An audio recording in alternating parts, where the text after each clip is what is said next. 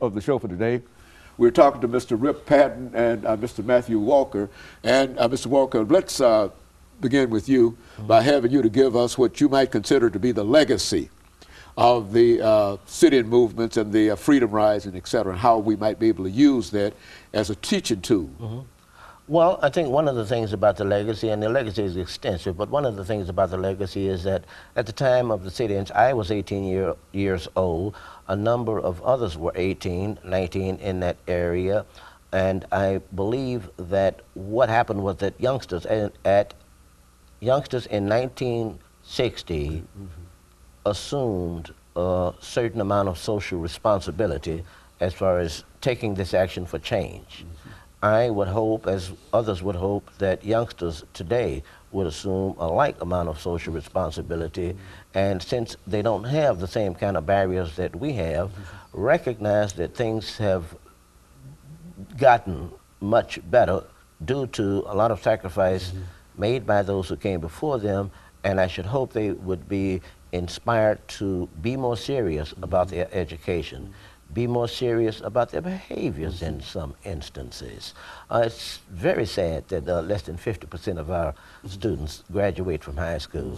It's very sad that we have young men walking around with their pants hanging low, behaving in ways that are detrimental. Unmanly, number one, detrimental to themselves and others, giving negative images about themselves, and they think this is something good. I just hope that some of our experiences, some of the sacrifice that others before us and during our time made can be made plain to them, that they can see there is a much bigger and brighter future for them if they would look at the big picture and not just get caught up in those things that are glamorized as far as the hood, thug life, and this type of thing. I do believe also it would be good if some of the lessons learned during the 60s could be made a part of the regular curriculum in the public school system here in Nashville. I understand that other cities have incorporated their civil rights experiences into their school curriculum. Nashville, as the Athens of the South, was the first major city to integrate its public facilities, and I think that, plus the fact that the most disciplined civil rights sit-in movement took place in Nashville during that time, I think that leaves the onus on Nashville to make this more institutionalized as far as official Nashville is concerned. It's a shame that we have so few historical markers about this thing. It's a shame that we don't have a civil rights museum here in Nashville. We're still hoping that the city administration can make some formal proclamation about this 50th anniversary here in Nashville so that we can continue to live up to our image as the Athens of the South.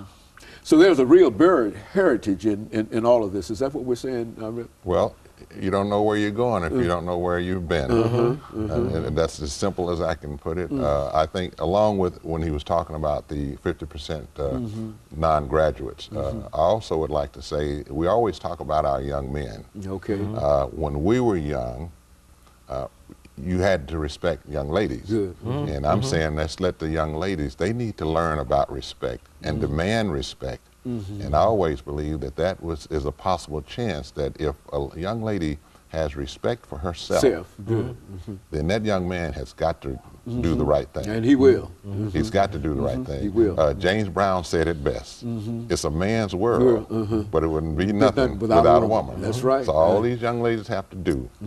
To demand respect. Demand respect. That's right. That's the basis. Yeah, that's the basis. We were taught respect, to respect